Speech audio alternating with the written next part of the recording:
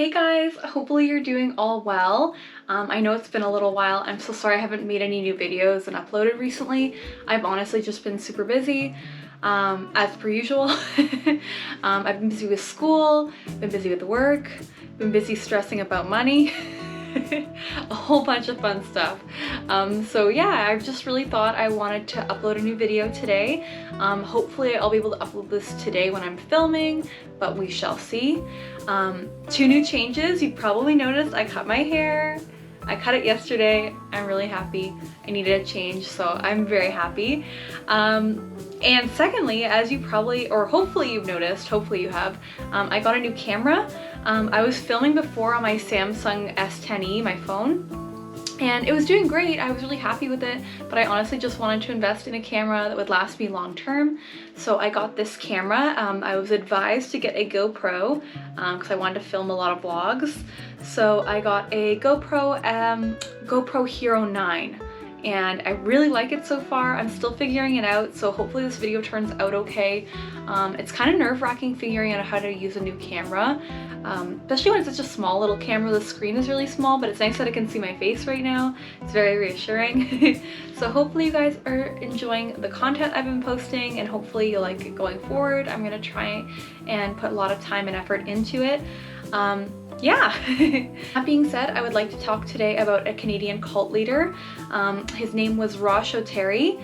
I had to Google that because honestly, I thought it was like Roch Thériault. I thought that's sort of how it was pronounced, but I had to Google it, and thankfully I did. This is a very triggering case, so if you are younger, or if things like blood and gore, sexual assault, or anything like that really trigger you, please click off this video. Do not watch it.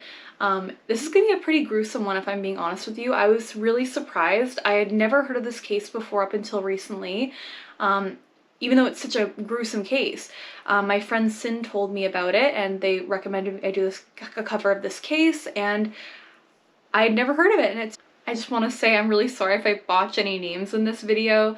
I'm gonna try my best not to. I am not Quebecois. I am not French speaking. If I botch any Quebec locations, if I botch any other names, I'm so sorry. No offense, I'm just terrible, and I'm uncivilized and uncultured, so very sorry. Roch Thériault was a French-Canadian man that created the infamous Anthill Kids cult in 1977 in Quebec, Canada. Roch was born on May 16, 1947 in Saguenay, Quebec. As a child, Roch was thought to be very intelligent and very charismatic, and he really stood out to other teachers and other students, and he seemed like an all-around normal dude until he decided to drop out of school in grade 7, and he taught himself the Old Testament. He interpreted the Bible to mean that the end was near and that there was going to be a great war between good and evil that would cause disaster. So the world would end because of this great war that was going to happen between good and evil. As you can see, he's probably going to be a doomsday boy, but we'll see. We'll see. Just you wait. He eventually converted from Catholicism to the Seventh-day Adventist Church.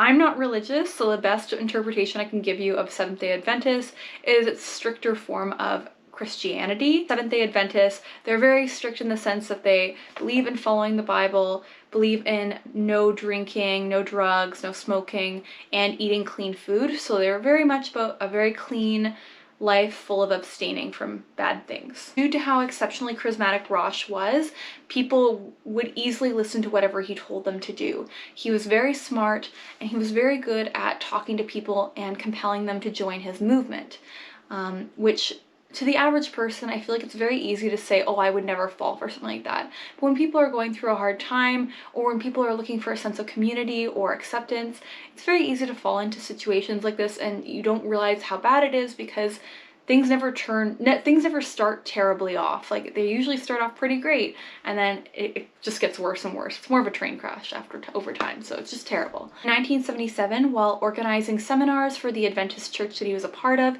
he was able to actually convince a group of people to quit their jobs and to join his religious following. The cult was organized in Ste. Marie, Quebec, with the intention of creating a commune where groups of people could come together and listen to Roch's motivational speeches and live together as equals free of sin. His followers' behaviors being quite peculiar, the Adventist church ended up kicking them out of the church when they were starting to organize, so that was a no-go. As you see with most cults, he ended up prohibiting his members from speaking with their friends or family, and he especially prohibited communication with the Adventist church, mainly because they kicked him out and he was a little salty about that. Because of how charismatic and convincing Roch was, no one questioned him or why he decided that they shouldn't speak to their family or friends. Roch ended up taking on the new name of Moses, which most people would know is a very important religious figure in most Abrahamic religions, so he thought he was pretty top shit at that, to say the least. Even though the Seventh-day Adventist church that he had been part of had like forbidden drinking and drugs and all that,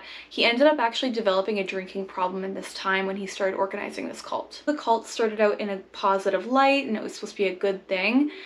It eventually began to spiral out of control as Roch's fear about the world coming to an end continued to grow. He claimed to his followers that God had sent him a message that said that the world was going to come to an end in February 1979, and he used the commune to prepare for it. In 1978, in preparation for the coming apocalypse, he moved his commune up this mountain in St. Jogues, which he called the Eternal Mountain, and they set up camp there. He claimed that staying on top of this mountain would protect all of them. From here, he got his followers to create a town for him while he sat back and relaxed. Very nice.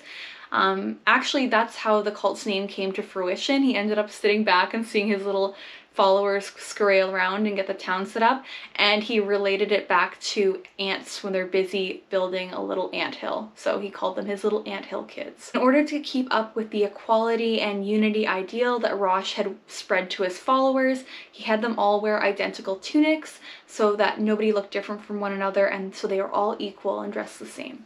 It was actually a pretty clever idea.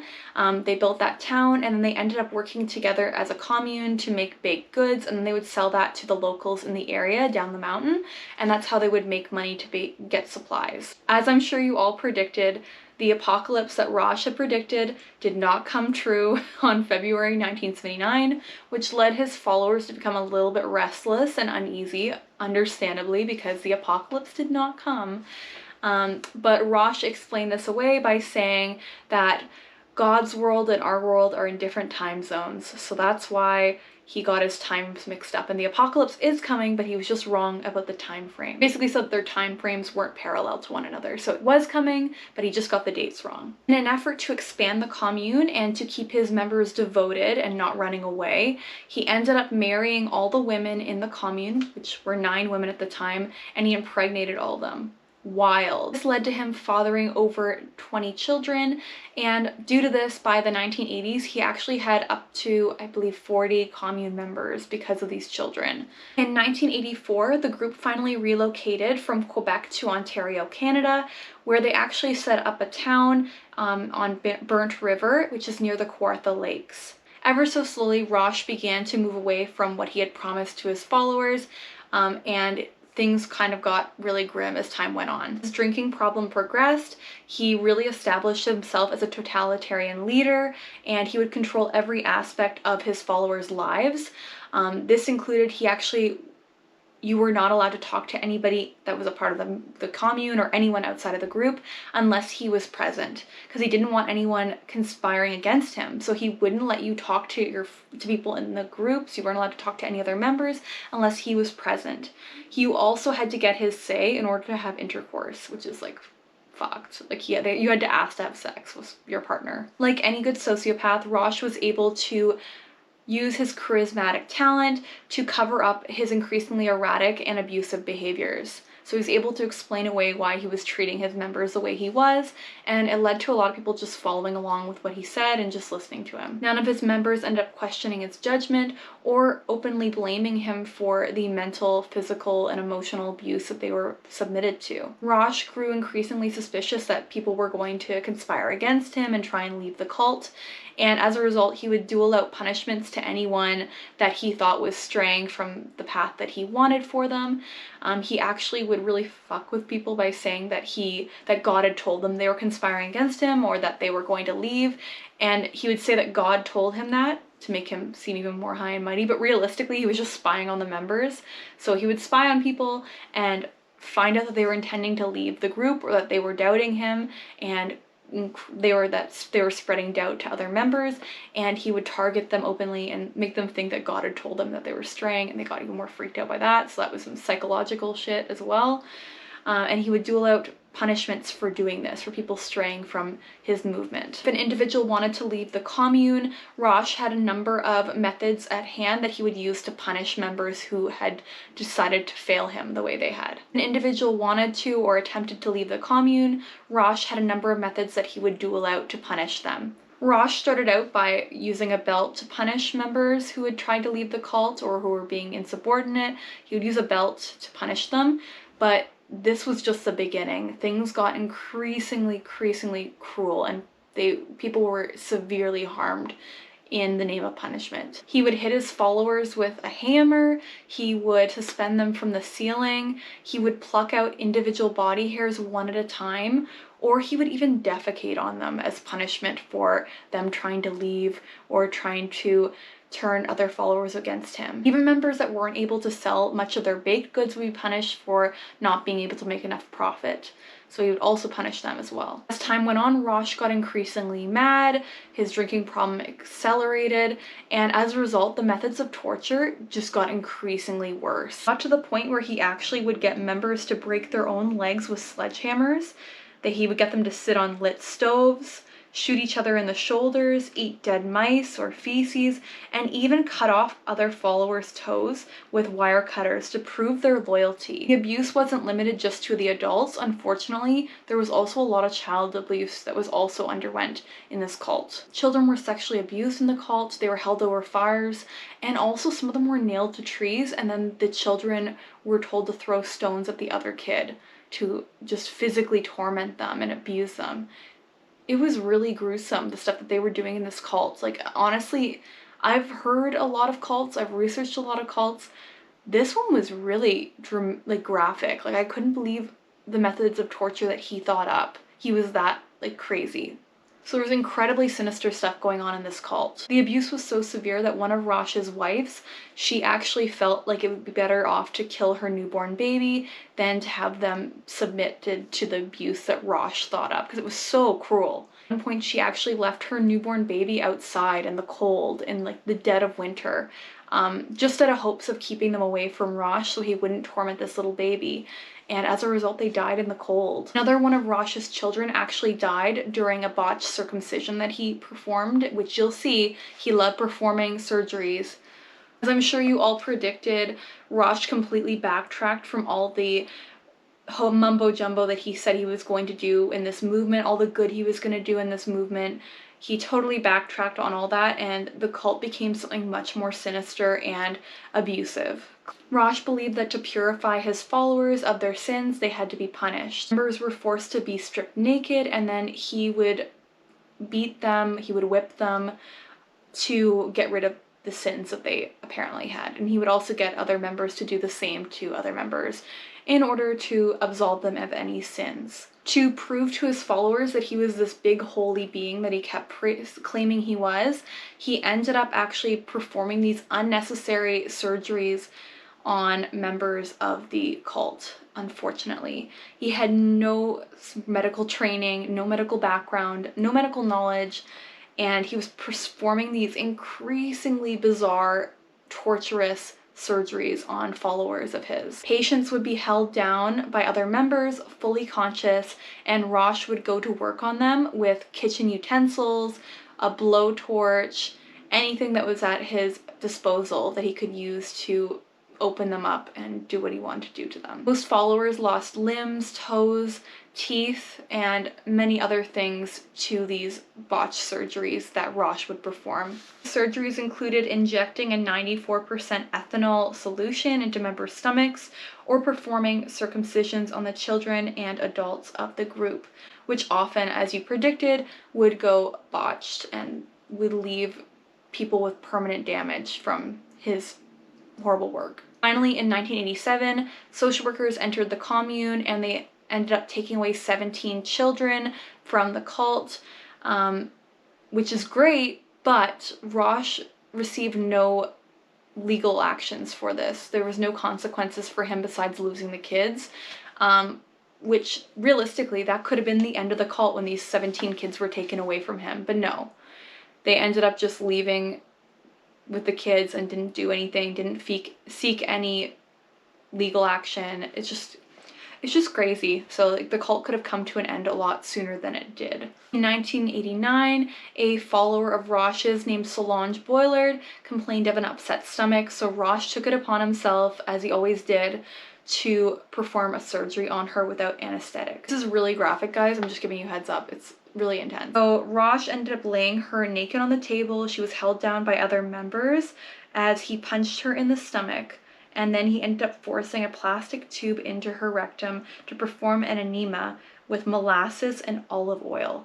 He cut open her abdomen with a knife and ended up pulling out a bunch of her intestines with his bare hands. Roch made Gabrielle Lavelle use a needle and thread to stitch her up, and then he had another member push down a tube from her throat to her stomach and then blow into it. Unfortunately, Solange ended up dying the next day due to the damage from the botched surgery. I don't even want to call it a surgery or even a botched surgery, because realistically, this is just a nut job who had some pliers and like was just trying to hurt someone. That's the reality of it. So unfortunately, she ended up passing away. And Roch said, "This is a great opportunity to show you guys, like, not only am I a healer, but I have the ability to resurrect people." He drilled a hole into Solange's skull, and then he had himself and other male members jerk off and ejaculate into the skull cavity. Unfortunately, as predicted, Solange did not come back to life, and she was buried close to the commune the next day. So Gabrielle Lavelle, the woman who was forced to stitch up Solange after the botched surgery, she actually underwent her own abuse and torture in the late 1980s as well. She had her genitals burned using a welding torch, a hypodermic needle was broken off while lodged into her back, and she even had 8 of her teeth forcibly removed. And after undergoing all that abuse, she actually stayed in the cult for quite some time afterwards.